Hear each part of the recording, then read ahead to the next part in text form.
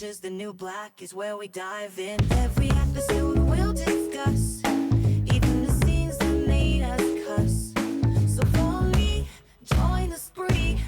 I try to space for 2 E's.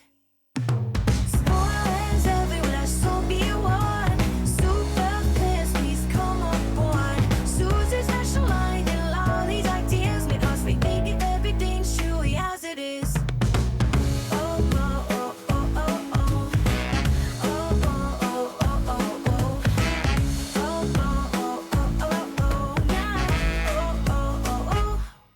Hello and welcome to Yadda Space. I'm Yadda and I'm so glad you're here. This is a rewatch podcast for the Netflix TV show Orange is the New Black. That means that there may be spoilers about things that happen in the future episodes, so please be warned. This is definitely a spoiler zone. On today's episode of our Orange is the New Black rewatch, we will be discussing Season 2, Episode 9, titled 40 Ounces of Furlough. The IMDb synopsis for this episode says, when Piper finally leaves the prison on her furlough, she has issues with her family. In the meantime, Porn Stash is back, and he makes the prison a quote-unquote hellhole. And we will also be getting backstories from Red and Vee today as well. We have another director who is new to the show on for today's episode, S.J. Clarkson. While this is the only episode S.J. directed for Orange, you may know her work from directing episodes of shows like Ugly Betty, House, The Defenders, and Succession. We also have Lauren Morelli back again as the head writer for this week's episode, which, fun fact, Miss Morelli is married to our very own Poussey, Washington, Miss Samira Wiley. They met on the set of Orange back in the day and have been married since 2017, and they even have a daughter together. Aw, look at Orange making love connections. So clearly, Miss Morelli is no stranger to Orange. We've most recently seen her work in episode 3 of season 2, Hugs Can Be Deceiving, which was Suzanne's first backstory episode. So I think it's safe to say we're in pretty good hands this week. And as I always say, I know that there's more than one person in a writer's room, so I would like to give a shout out to the entire writing team. Thank you all for writing such a great show. You guys told the stories that were not being told, and for that, we thank you. The IMDb rating for this episode is an 8.3, but as always, at the end of this pod, I will be giving my personal rating for this episode, but I encourage you guys to go ahead and write your episode ratings in the comments as well so that we can get an idea of what we the people think is actually the rating on this episode. Okay, so let's get into it. When the episode opens up, we are with Piper as we hear over the loudspeaker, Chapman to processing, because it's time for her to get ready to go for her furlough. And so she gets up, realizing that today is the day, it's coronation day. And her bunkmate Red is looking over at her like a proud mama, happy for her that she gets to go out in the world today, but also very happy to give Piper her store information, so Piper can go check and see how it's doing, because she's not really trusting the word of her boys right now. Hopefully Piper can get to it. We shall see. As Piper's getting processed out of the prison, she has to squat and cough, just like when she came in. And even Piper's like, what is the point of this? Like, she's really trying to take stuff out of prison. But C.O. Bella's just like, whatever, it's procedure. Don't overthink it, Piper is also told that when she gets back, she's going to have to do a urinalysis or, a pee test to make sure that she hasn't had any, drugs or alcohol when she gets back. And the cost of that test is Piper's responsibility, which, that seems kind of crazy to me, being that most of these ladies probably do not have access to money, being that they have been in prison for whoever knows how long. And what if they don't have outside family to help them to pay for stuff like this? I think it's a crazy burden to put on them, having to pay for the test. But Piper fortunately does have support outside, so she should be able to cover it. C.O. O'Neill tells Piper that basically she can't do anything having to do with drugs, alcohol, nothing. She can't be where they have it. She can't be where they sell it. She can't be where they're giving it away. She can't have anything to do with any of it. Those are the rules. When Piper gets outside, she sees her brother in his broken down station wagon, excited to pick her up as C.O. O'Neill tells her, "See you in 48 hours, inmate." And with that, Piper runs off to get in her brother's car, just so happy and excited. But that excitement wears off pretty quickly when she remembers, the reason why she's here is because her grandmother passed away. She tells her brother, I can't believe she's dead. Piper's sad because she didn't get a chance to say goodbye, but her brother Cal tells her, he told their grandmother for her, as he reassures Piper that of course she knew that Piper loved her, which I think it's really sweet for him to reassure her like that. Back inside the prison, we are with Red, and it's her turn at commissary. Who is behind the commissary desk? Not Chang, like I remember. It's V. Red is not phased though. She proceeds to ask Vee for all the different spices that she needs. It's a pretty long list, which makes Vee get a little bit nosy, asking her, what do you need all these spices for? And where'd you get all this money from? Are your no good sons finally doing the right thing? Did your husband win a scratcher? Bitch. Even Red is like, don't you dare talk about my family. That ain't none of your business. Before Red walks off with her commissary buys, Vee makes sure that she hits her where it hurts, talking about, it's nice to see you settling in with the AARP crowd gardening. That must be a comfortable little life. Now, Red does not want to be considered old or out to pasture, okay?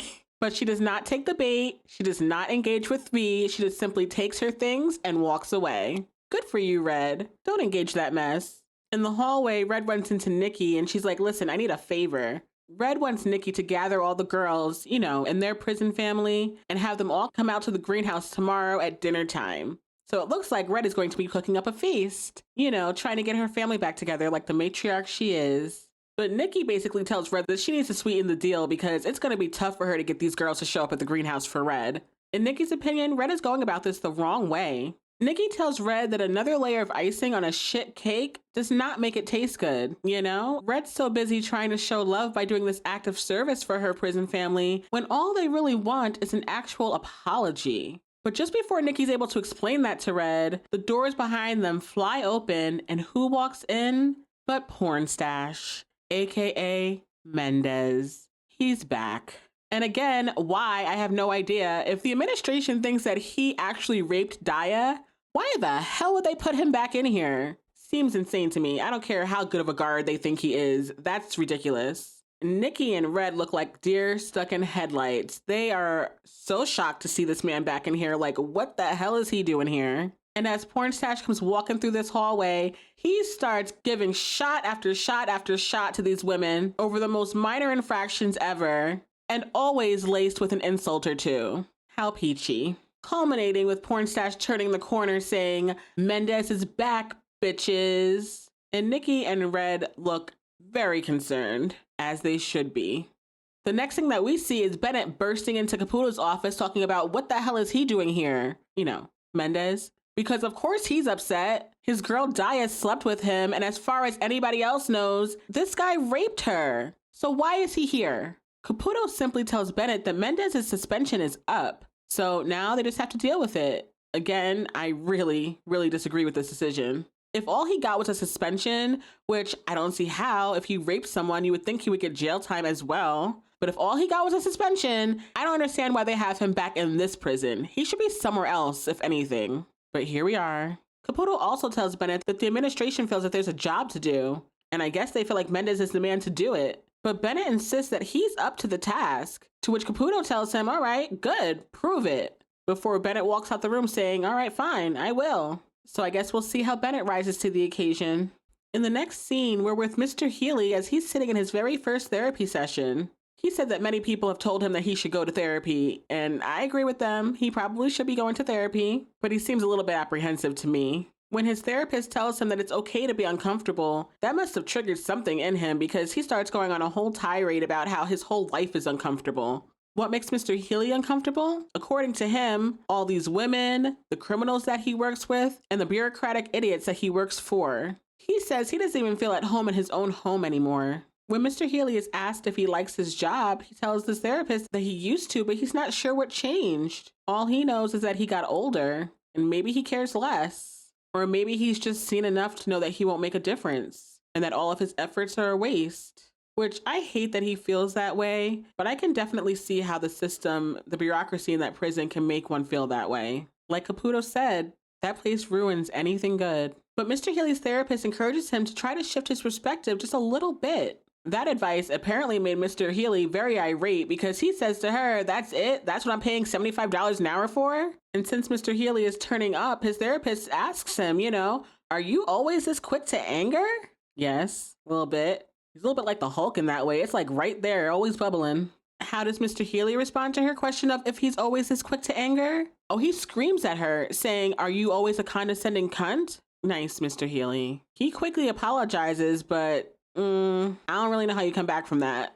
Back at the prison, we see Nicky giving a talk at an AA meeting, and we see Suzanne off to the side listening along, next to V, who's rubbing her back like a mama as she's reading The Fault in Our Stars by John Green, which was a really popular book at that time, and I believe there was a movie made about it too. I didn't see it. I heard it was really sad, about a teenage girl who has cancer, but also I heard it's very touching if you want to check it out. Interesting book for V to be reading. I didn't think she had enough empathy to read a book like that. So it turns out Nicky's talk at the AA meeting is all about how this guy, Heinrich Drescher, should be right at the top of the bad guys list. Because apparently he's the one who oversaw the development of the drug heroin at Bayer, you know, the pharmaceutical company. According to Nicky, the pharmaceutical company Bayer sold heroin over the counter as a medicine. They marketed it as a non-addictive morphine substitute in the 1900s. Heroin. Nicky goes on to tell them that the reason that they called it heroin was because when they tested it on people, they said that it made them feel like they were heroic. Heroic?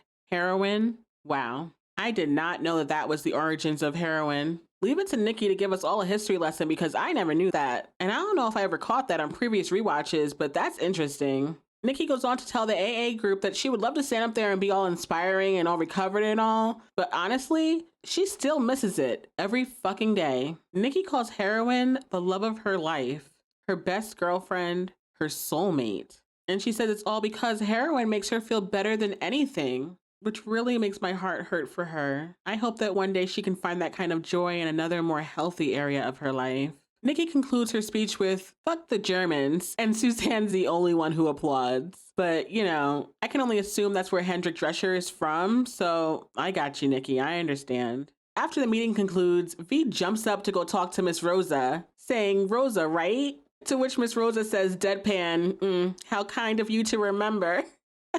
Y'all know I love Miss Rosa. And that's where we find out why V is reading that book, The Fault in Our Stars. It's a ploy to talk to Miss Rosa. V asks her if she's ever read the book or heard about it because she feels like it might be right up her alley. But Miss Rosa tells her she's got enough depressing shit in her life, thank you. Just as Miss Rosa's about to walk off, V digs a little deeper, you know, trying to find out what's Miss Rosa's drug of choice. What is it that she uses to get through all of this depressing stuff that she's dealing with? You know V, always scheming, probably trying to do a little bit of market research for her next scheme. Lovely. Miss Rosa does not take the bait though. She tells V that the thing about reality is that it's still there waiting for you the next morning. So no, V, you do not have a customer, Miss Rosa, thank you. As Miss Rosa walks off, V looks over to her next potential victim as she goes to compliment Nicky on her talk. V doesn't outright ask Nicky about drugs in this moment, but you can see she's circling her like a freaking shark in the water. And I don't like it. I don't need you here taking Nicky off her sobriety path. Ugh,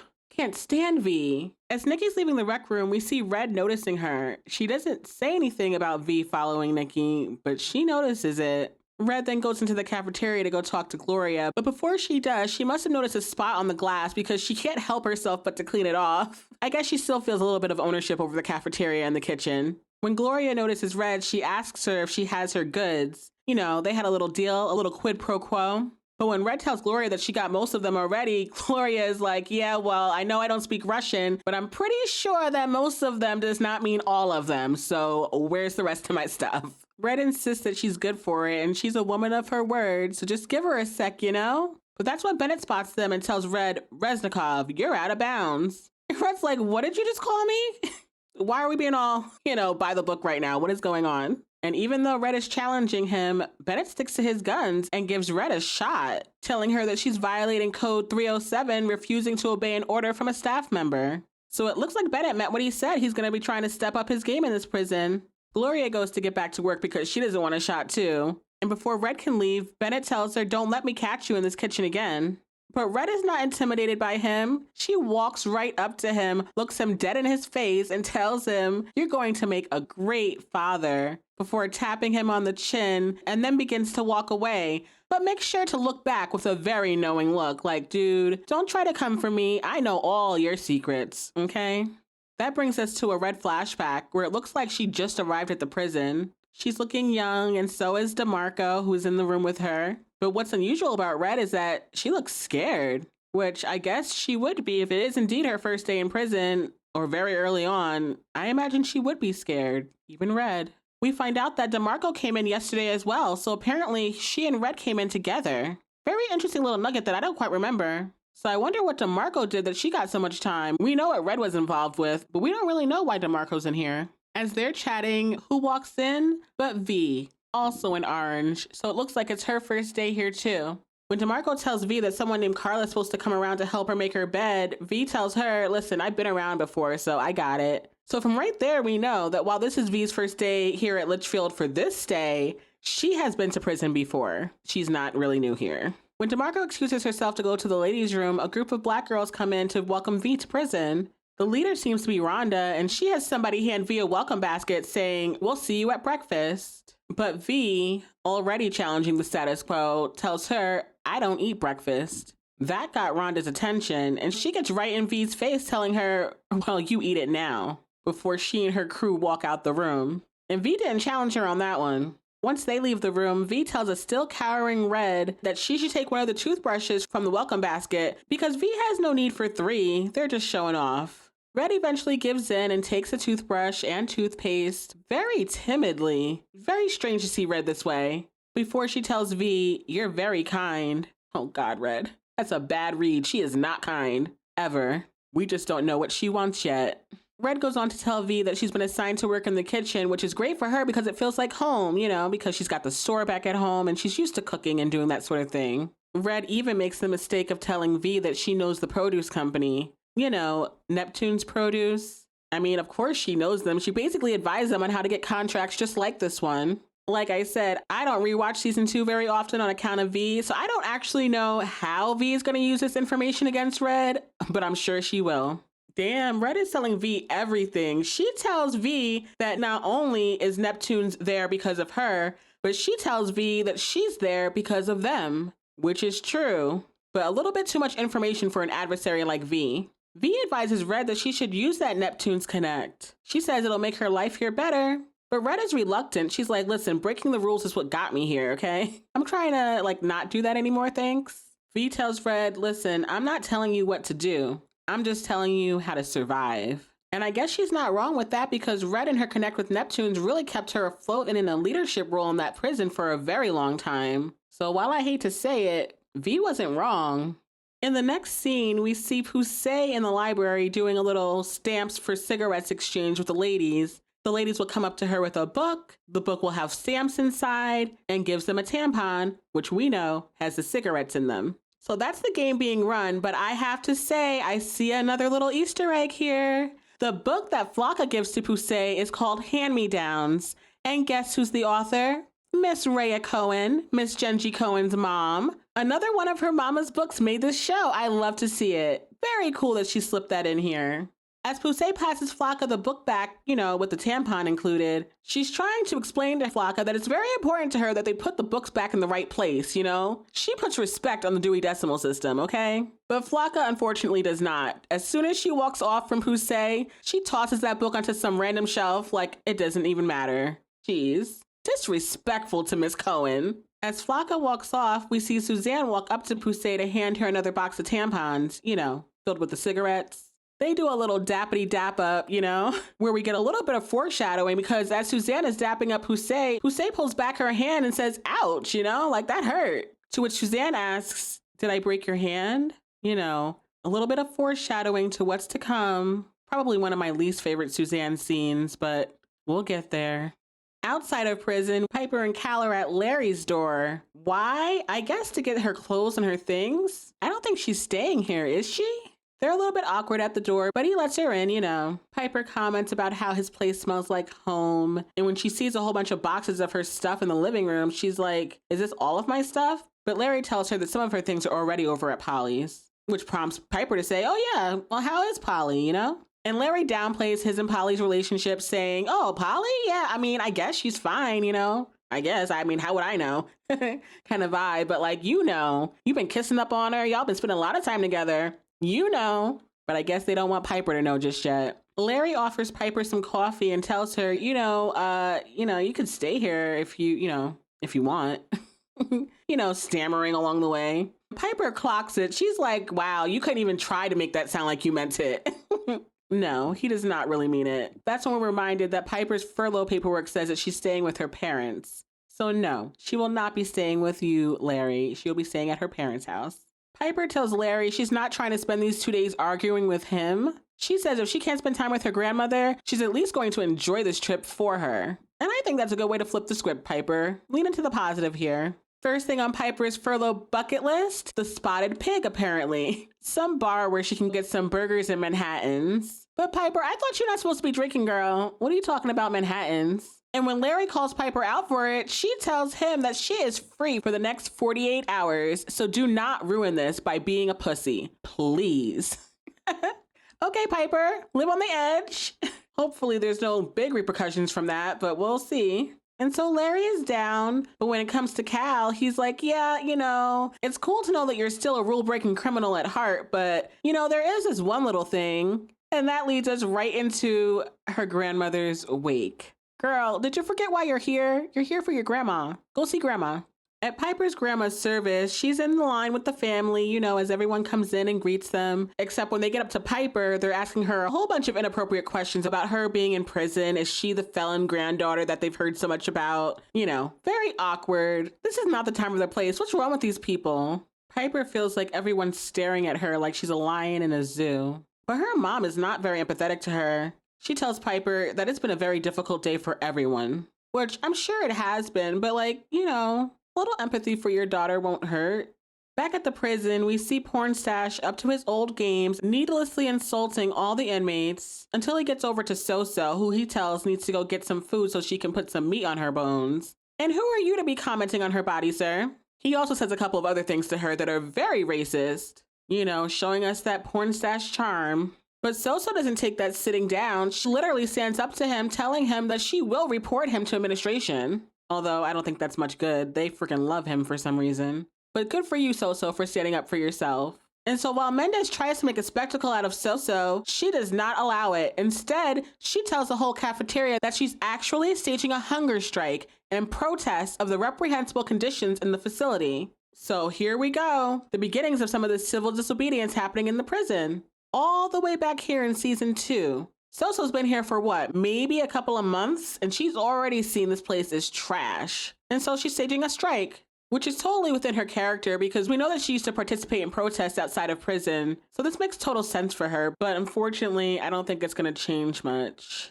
As soon as Soso mentions to the ladies in the cafeteria that she encourages them all to stand up and join her in this protest, Mendez cuts her off, telling her that she's in violation of Code 212, engaging in or encouraging a group demonstration. Damn, I guess this shows us that in prison, some of their First Amendment rights are suspended, which I do not love for them. You would think a group of prisoners might need those rights even more. But at any rate, Mendez removes Soso from the cafeteria and tells her that she's going to be getting some extra work duty. Damn. As Mendez walks Soso out of there, the cafeteria starts to get loud and rowdy again. So Bennett decides to step up and use his big boy voice as he bangs on a table and tells the women to quiet down. They're all looking at him like, and who is you?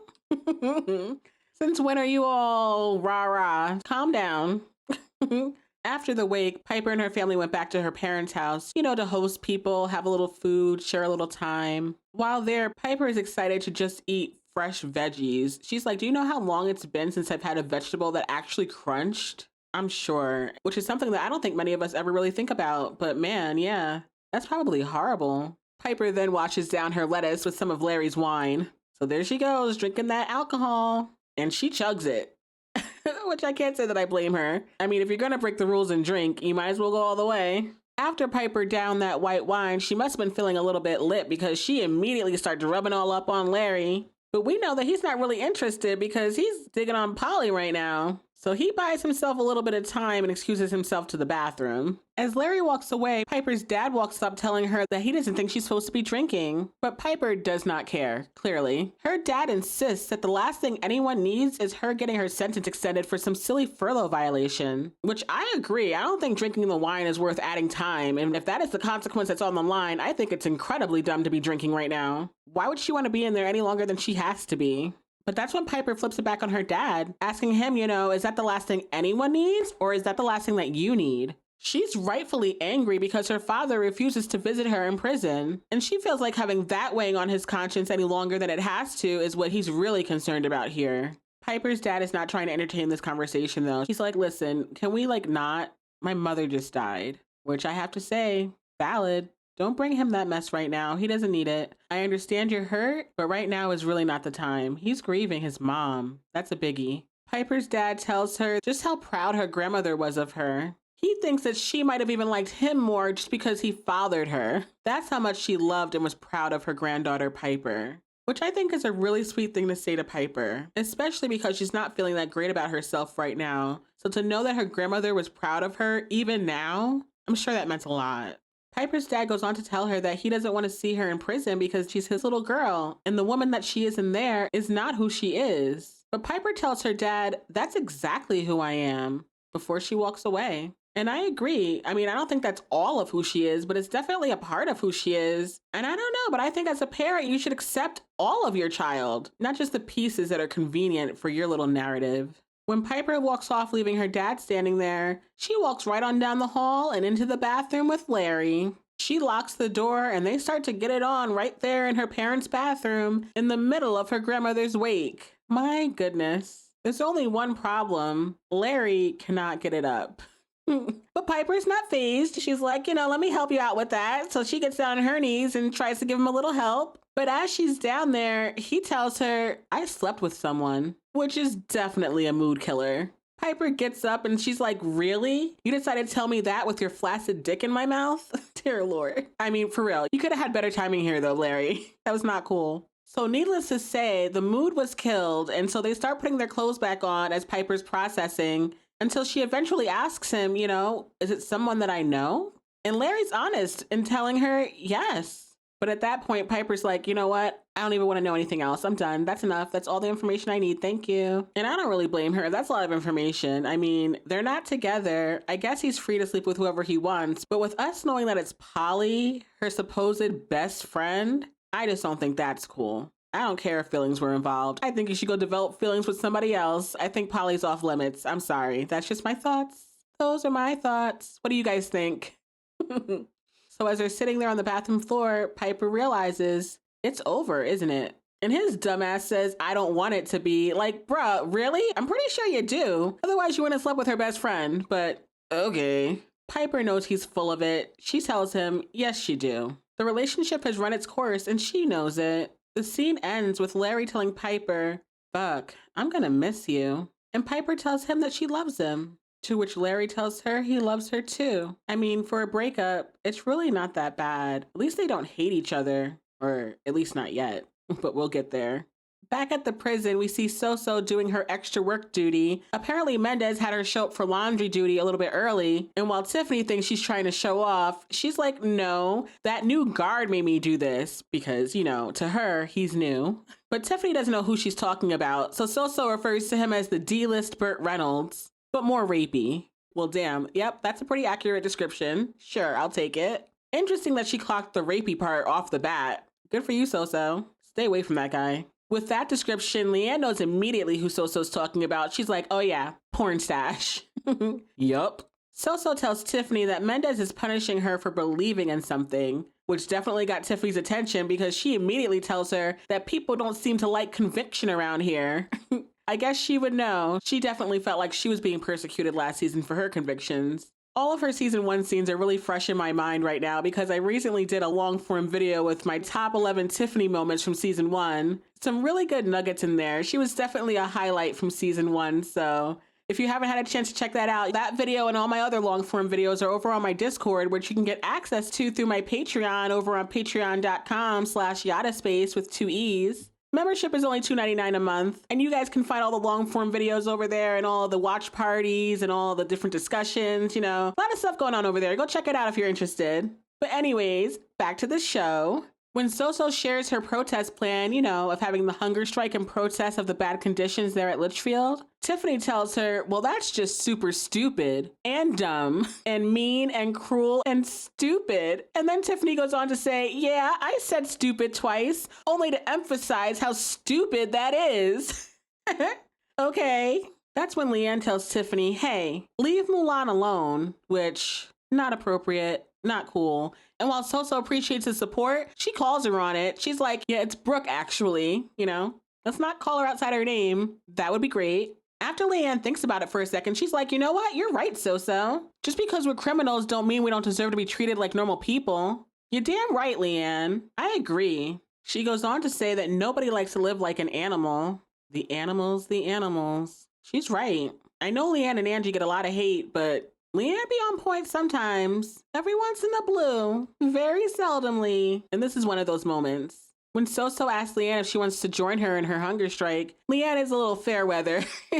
She's like, well, you know, it depends on what they're serving for lunch today, but yeah, I'll think about it. Well, that's something, I guess. I'll give you that. I have to say, it looks like Leanne is only saying these things to irritate Tiffany, because if we remember, they're having a little bit of friend drama right now. And so when it finally gets to Tiffany, she turns around and says sarcastically, well, great. Lilo and Stitch are starving themselves to save the world. Again, calling them outside of their names. Before she gives them both a half-hearted round of applause. And once Leanne processes what Tiffany said, she's like, hold up. She's Lilo, isn't she? So you're saying that I'm Stitch, you friendless freak. Damn, Leanne. And then Leanne gets in Tiffany's face and goes on to say, no one likes you. Damn, Leanne. That's really mean. And Tiffany is obviously hurt because when Leanne turns around, Tiffany slams Leanne's head right into the dryer. Not the best way to express her feelings, but that's what she did. Elsewhere in the prison, we're in the kitchen as the Golden Girls come in to shake down the kitchen ladies on behalf of Red. Maritza, Flocka, and Maria are not taking them seriously until Frida and the rest of the Golden Girls take out their shivs, showing that they mean business. Frida walks right up to Flocka and puts her shiv right up against her cheek, telling her exactly why she's in prison, because apparently she cut off her husband's dick with a butcher knife and it wasn't even sharp. Jesus. Shout out Lorena Bobbitt, I guess. Damn. Frida says it's the best thing she ever did. And that's all that needed to be said. The next thing we see, the Golden Girls are leaving the kitchen very smugly, like they've completed their mission, okay? As they go, they say to each other, it's so disappointing being underestimated as you age. I bet, girls. Don't mess with them. They still got it, apparently. Back in the past, we see a younger Red and Vee in the kitchen as Red is cooking some food, and Vee is acting all innocent like she has no idea how Rhonda got removed from the kitchen. I bet. I'm sure Vee had something to do with that, but she's playing the new girl act. I don't know what happened, so okay, girl. Maybe Red believes her. I don't. We get a little continuity moment between the two of them when Red mentions to Vee that Anita had a heart attack last night. And we know from season 1 because DeMarco told us that she had a heart attack soon after getting here. So it's nice to see the writers kept up with that storyline. That's when Red makes the mistake of showing Vee exactly how she's got her contraband hidden in the kitchen. She pulls out a big thing of pasta and invites Vee to put her hand inside. When she does, she pulls up a bag full of lotions. And Vee looks like she's impressed. Although I don't really believe it. You know Vee, she's always trying to incept some mess going on. She's been working Red since she got here. And so while Red may think that it was her idea to work with Neptunes to bring in contraband, I mean, I'm pretty sure that Vee basically suggested that in her first meeting with Red. You know, when she was telling her how she should use her connections. Here you go. The fruit of Vee's little incepted idea. But Vee acts impressed in front of Red and tells her that she's going to be running things here in a few months. It seems like Red recognizes that it was Vee who got her started out on this path because she thanks her for her advice. So while Vee is over here playing sweet, nice lady with Red, when another black girl comes up behind Vee and tells her that somebody don't have her money, her entire demeanor shifts. She gets real serious and matter of fact telling her, I'll be right there. Very cold and direct. Very different vibe than what she's giving to Red right now. Before Vee runs off to whatever that is, she tells Red that they'll talk more later, but she's very impressed. And while Red looks like she's proud and glad that she impressed Vee, she also looks a little bit scared. And she should be, because Vee is bad news. Back in the present day, we're back in the closet with Daya and Bennett. She's trying to give him a little bit of special attention as they're having a pretty serious conversation. Daya's trying to reassure Bennett that Mendez doesn't even talk to her, so there's nothing really to worry about. Then she also has this little tinge of disappointment, like, but I don't know why he won't talk to me if he's supposed to be so in love with me. Like, girl, pick a side. Are you mad that he doesn't talk to you, or do you not want him to talk to you? Which one is it? At that point, Bennett can't even focus on what Daya's trying to do for him. He tells her that he's going to go ahead and tell Caputo that Mendez is the father of her baby. And Daya is immediately disappointed. She's like, but that's a lie. But Bennett insists, telling her, well, he had sex with you, so he's a criminal and he deserves to go to prison. Dude, you're having sex with her right now. What are you talking about? You guys are not much different, okay? Daya is annoyed with Bennett. She's like, I can't believe you would send an innocent man to prison. Although I have to say, Mendez is far from innocent. Sure, they set him up with the whole Daya rape thing. That's true. But he basically killed Trisha last season and then staged it as a suicide. I mean, that was disgusting. And I'm sure he's done many, many other disgusting things of the like. So innocent? I think not. Daya asks Bennett to wait and not talk to Caputo until she has time to think about this. Over in the library, in a blink if you miss it scene, we have Leanne go up to Poussey asking for the red light special. She knows the deal. She passes her a book filled with stamps, and Poussey's like, damn, how much do you want? But apparently, she's not looking for cigarettes. She's looking for something stronger. And according to her, the black girls are selling it. Well, which black girls? Because Poussey knows nothing of this. So what else does V have going on? Earlier in this episode, she was fishing around in that AA meeting, trying to find an end with Miss Rosa and with Nicky. So maybe she does have some stronger stuff now. We'll stick a pin in that and get back to it later. So it must be the next day because we are outside of the prison and at Piper's grandmother's funeral. So as Piper and her brother Cal are up at the altar taking a moment to speak about their grandma, Piper shares a story about how one time when she messed up baking cookies with her. Even though little Piper started to cry, her grandmother reassured her, telling her, Piper, life is made in the mistakes, which I'm sure is hitting her really hard, especially right now, as she's literally dealing with the consequences of her mistakes. As Cal is speaking and honoring his grandma, he says that today is a day to celebrate today. And that's why he thinks that there's no better day than today for him and his fiancée Neri to get married. But Cal, I don't know, at your grandmother's funeral, his parents are absolutely stuck right now. Like, are you freaking kidding me? But no, he's not kidding. He's about to marry Neri right now.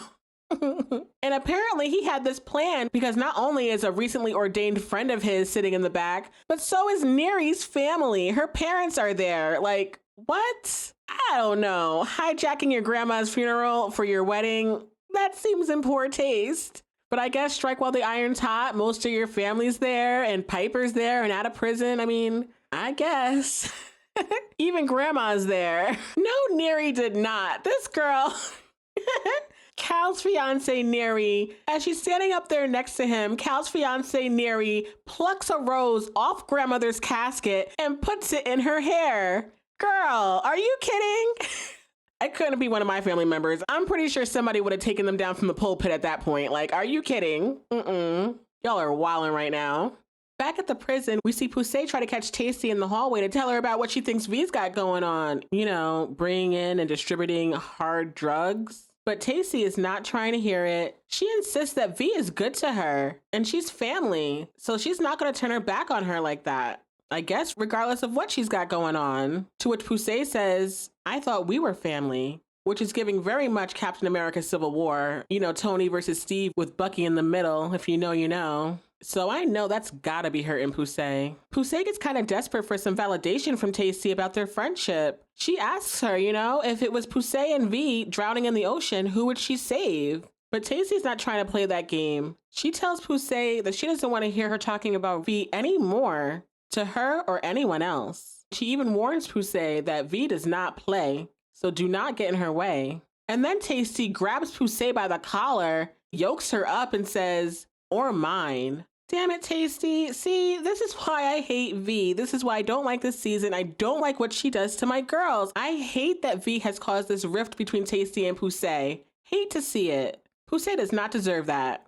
In the next scene, we see Tiffany in Mr. Healy's office basically begging him not to send her to SHU for banging Leanne's face into the dryer. Tiffany tells Mr. Healy that he knows how she gets mad sometimes. I still don't think that's a reason to push somebody's head into a dryer, but okay. But it looks like Mr. Healy sees a piece of himself in her, and he even tries to relate to Tiffany by telling her that he has anger issues of his own. He even offers her the advice that his therapist offered him. A change of perspective can make all the difference. Well, I guess it's a positive that he's using his therapy for some good. Mr. Healy tells Tiffany that he's not going to send her to SHU. Instead, he wants her to come see him at least once a week. He wants to have a little talk therapy with her, which honestly, if he was a little bit more stable himself, I think would be a really good use of his time. I'm actually surprised that he's not having more of these talk therapy sessions with more of the inmates. I feel like that would be a major part of his job as counselor, but I guess not. But at any rate, Tiffany agrees and tells Mr. Healy that that was awful nice of him, to which he says, Well, I'm a nice guy. Are you, though? I feel like Mr. Healy is nice in directions. It seems like he's only nice when he feels like he can relate to somebody. If it's somebody that he can't relate to, he doesn't give a fuck. As far as what he's shown to us, that's what I've seen. If you guys have seen something different, please let me know. But it seems to me that the only time Mr. Healy is nice to any of these ladies is when he can relate to them in one way or another. That's it. Out at the greenhouse, it looks like Nicky made good on her deal with Red. She brought the family to dinner. We see Nicky walk into the greenhouse with Gina, Norma, Sister Ingalls, Yoga Jones, Lorna, and Boo. And Red couldn't be more thrilled. Red welcomes them all to family dinner and gives a shout out to the Golden Girls who helped her, like Frida, by saying that she had some help from the baddest bitches around. That's nice, Red. As Red is trying to give a little speech and actually give an apology to these ladies, Boo can't stop talking and continues to interrupt her, being, in my opinion, quite rude to the Golden Girls, talking about food me. You know, she wants them to come fill up her bowl. Chick, wait a second, Red is talking. And so Red gets up like a mama bear, walks right on over to Boo and slaps her upside the back of her head, which I don't know, it might kind of defeat your whole point of your speech, but Boo was wildin'. I'm sorry, she was wildin'. When Red sits back down, she tells the ladies that she realizes that she never said the most important thing. She's sorry. And while the girls seem open to her apology, they also have a few notes. Lorna tells her, you know, some things are gonna have to change, like they don't like being pushed around. And Gina adds, or burned. Valid.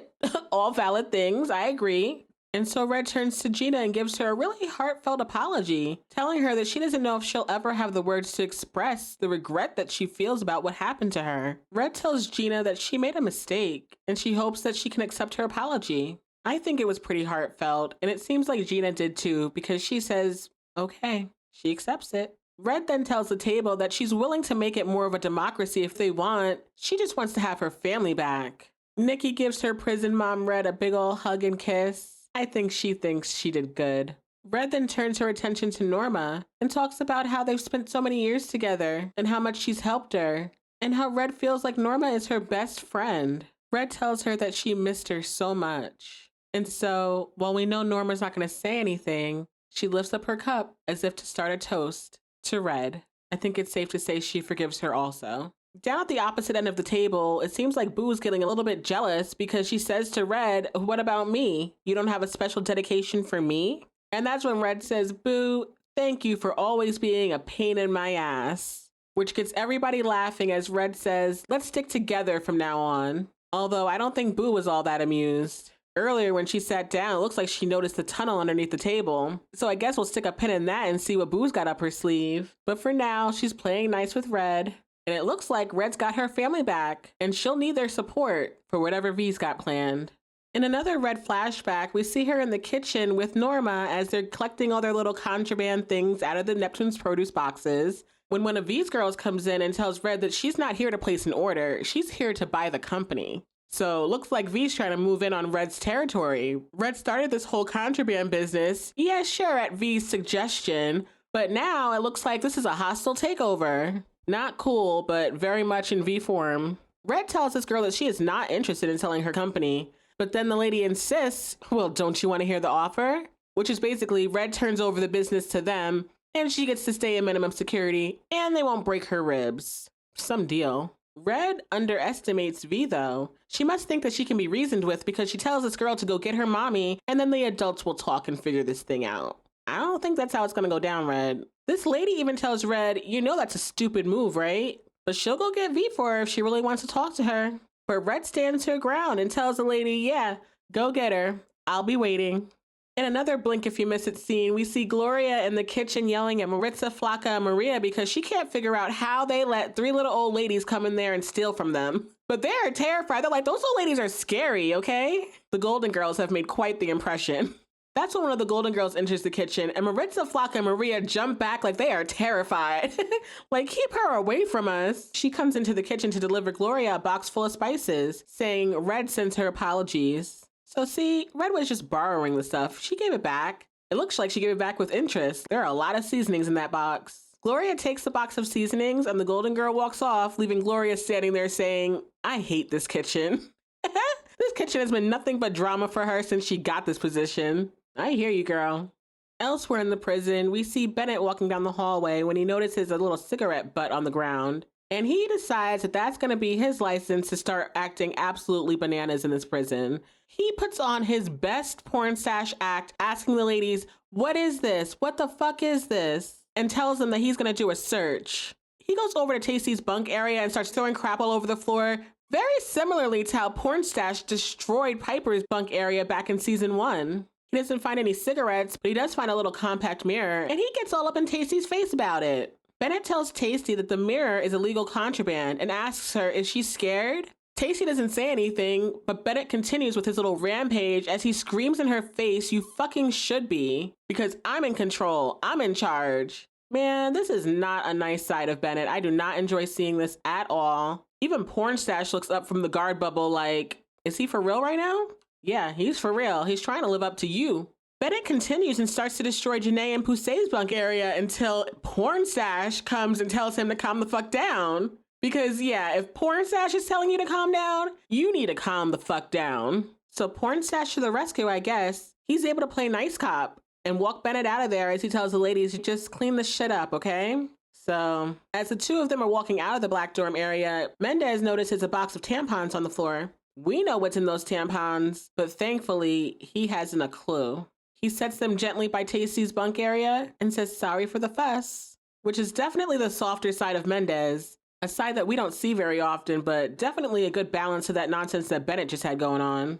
Back at what used to be Piper's grandmother's funeral, but is now apparently Cal and Neri's wedding reception, we see Piper at a table with an older couple as they're reminiscing about what a good kid Piper was when she was growing up and how she was always in the paper. They tell her that they still see her as that person, and the older man says that he's sure that she's anxious to return to her old self. And Piper sits with that for a second before saying, I'm not, actually, before she gets up and walks on out of there. So Piper is not interested in returning to her old self, her old life. It looks like she's been forever changed. Where did Piper walk off to? Dimitri's, aka Red's shop. It looks like she did make it to Queens to check on it for Red, but unfortunately, it's dark in there, it's gated up, and there's a sign in the window that says for lease. So no, the place is not doing well. It's not even open anymore, which would be absolutely heartbreaking news for Red. I think it's really sweet that Piper took some time out of her 48 hours of freedom to go do this little thing for Red, check on her store, even though what she found out was bad news. I think it's pretty thoughtful for her to even have tried. Piper's next stop? Apparently to a neighborhood bodega where she decides to get a big old bottle of Colt 45. You know, a 40. I guess that's where we get our episode title, 40 ounces of Furlough. And then we see Piper sitting outside on the ground, shoes off, drinking this Colt 45 out of a brown paper bag before she grabs a burger out of her Storky's bag, if you know, you know, for I guess the perfect late night snack. A greasy burger and a beer. Piper's out here sitting down with a 40. Okay, Piper. I guess that is how you do a furlough. Back at the prison, we see V come on into the black bathrooms where apparently Boo has been sitting in a stall waiting for her. Remember how I said Boo noticed the tunnel under the table back at the greenhouse during Red's little family dinner? Well, maybe if Red was nicer to her that evening, she wouldn't be here talking to V, but here we are. Boo asks V, how much would it be worth it to you to find another route in? So here she goes, working with the enemy. V's not really biting, so Boo steps it up, telling V that she knows how Red's importing contraband. What does Boo want for her intel? 20% of whatever V's making on the tobacco. But V doesn't shoot her down completely. She counters with 10%, which is a deal in Boo's eyes, and so she leans in and whispers to V, I guess telling her exactly where Red's tunnel is. Back in the past, we see V walking into Red's kitchen with her crew, but Red still doesn't realize she's in danger. V asks Red, who do you think gave them the orders? And Red turns around to look at her absolutely shocked. Like she can't believe that this person, V, who she considers, I guess, a friend, would do this to her. But no, V is not your friend. V is friend to no one. V is friend to maybe V. That's it. Red even says to V, you know, but you're my friend. To which V says that she doesn't remember exchanging any kind of friendship bracelets or anything, which I'm sure comes at a complete shock to Red. The hurt of the betrayal is written all over her face as she tells V, you're not taking over my business. That's when V asks her, hey, can't we share? I mean, I gave you the idea in the first place, which technically is true. And that's when it must click to Red that V has been at the helm of this thing the whole time. She asked V, what did she do to Rhonda?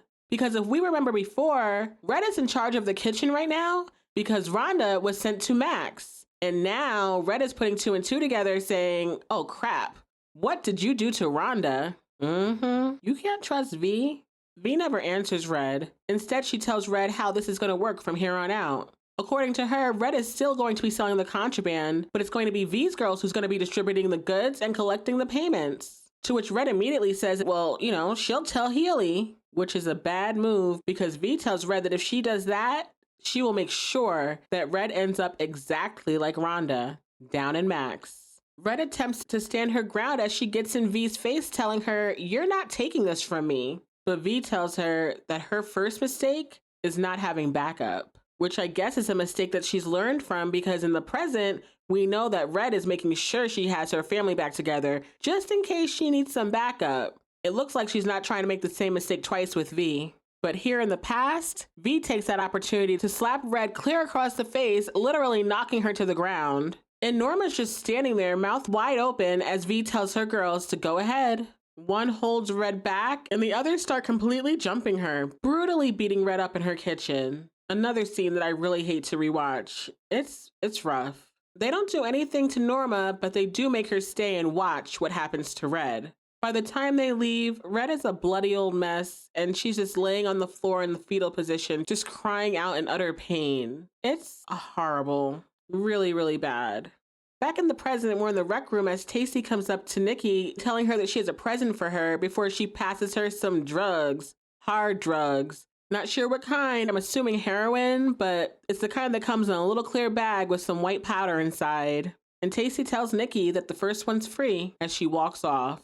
Another thing that I really hate to see this season, I don't like seeing Taystee selling drugs. I don't like seeing Taystee tempting Nicky to break her sobriety. Everything that V touches turns to shit. More evidence of the horrible influence that V has over this prison.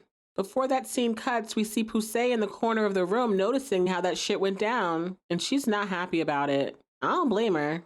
In the last scene of the episode, we're in Caputo's office with Bennett as Caputo is telling him, listen, when I said prove it, I didn't mean terrify all the inmates and get yourself suspended. Like, what are you doing out here? But Bennett claims he's just under a lot of stress, both on the job with the shot quota as well as personally. But Caputo doesn't want to hear crap about Bennett's personal woes. He's like, you leave that crap at home. But that's when Bennett tells Caputo, well, I can't exactly leave this at home. And then he goes on to say that Daya is pregnant. And Caputo is shocked. I mean, the way that Bennett framed it, I think Caputo knows clearly that means that he's the father, right? But the very next thing out of Bennett's mouth is, it must have been Mendez. Bennett and Caputo lock eyes. And Caputo begins to smile as he realizes, oh, this might finally be my way to get rid of this guy. Because we know that while administration might like Mendez, Caputo does not fuck with Mendez. He knows he's trash, he knows he's dangerous, and he doesn't really want him here. So even though he might realize that Bennett is the father of the child, he's willing to go along with this narrative that it's Mendez. And so Caputo just leans back in his chair, smiling smugly, as we go to our orange screen, indicating the end of the episode. And you know how much I love their song choices for the ends of these episodes. So I have to mention that the song that's playing is saying, I'm a bad, bad daddy, clearly referring to Bennett. Because yeah, I get that the situation is complicated, but to not claim your child is bananas to me. What kind of father are you? But we know he ain't no kind of father. He's trash, but we'll get there. But very cool song choice from a rapper named Atmosphere, Bad Bad Daddy, to close out this week's episode. As a reminder, IMDb rated this episode an 8.3, but let me think about my rating for a moment. Now, I knew going into this week's episode that this was not one of my favorite episodes. With Piper being out on furlough, it was very much a Piper-heavy episode, and that's never a win for me, personally. But I do appreciate the fact that we got to see what furlough was like and how one might spend furlough, because I know going into it personally for me, I had no idea what furlough was like or what anybody might do during it. So it was kind of cool to see it from that perspective. I'll give it that. But Piper heavy episodes, never my favorite. I did like how this episode gave us a lot more background into the Red and Vee dynamic. I mean, we get to see them from the very beginning when they first met and exactly how their relationship developed. And we saw firsthand that Vee was manipulating Red from the very beginning. So no wonder when Red saw her back in this prison at the beginning of season 2, she was like, oh shit. She knew there was no way that V was going to come in here and not be up to something, and she was right.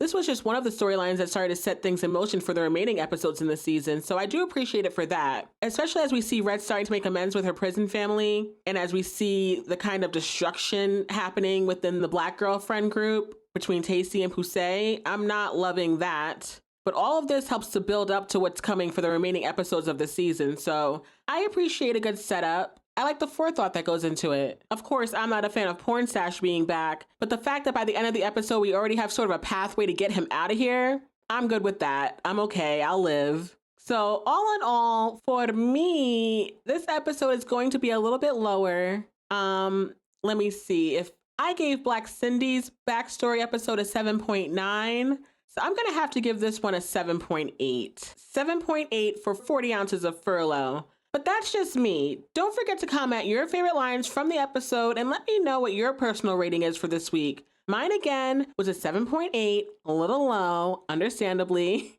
But what do you guys think? I would love to hear yours. The next episode we will be rewatching is season 2, episode 10, titled Little Mustachioed Shit. The IMDb synopsis for that episode says, the prison guards finally cracked down on the inmates to stop the smuggling issue. After Bennett framed Porn Stash, problems arise, and a big secret between Piper and Polly is revealed. Oh, well, I think we know what that one is. You know, a little something to do with Larry, but we'll get there. We will also be getting more Piper and Alex backstories on that episode as well. So interesting to see Alex there, but we shall see what that's all about. I can't wait to get into all of that with you guys when we revisit season 2, episode 10, titled Little Mustachioed Shit next time. As always, thanks for hanging with me in Yadda Space. Just so you know, I've been having such a good time chit-chatting with you guys about Orange is the New Black. I am just a neurospicy lady trying to break out of my shell. Self-promotion does not come easy, but I know it's a must to keep the podcast going. Every time you guys listen to the podcast, you like a post, you comment, or you share a post on social media, you're helping this little podcast to grow, and I can't thank you enough for the love and support. If you've been hanging out in Yadda Space for a while now and you're enjoying the Back to Litchfield podcast, please consider leaving the podcast a 5-star rating on your favorite podcast platform. Also, if you're able and want to go the extra mile, please consider checking out our Patreon. And be sure to follow us on your favorite social media apps for bonus content from the show, as well as updates about the podcast. And if ever you're searching for the pod, remember, it's just like the theme song says, Yadda Space with 2 E's. Thanks again for your continued support. It means so, so very much. I'll catch up with y'all next time here at Yadda Space.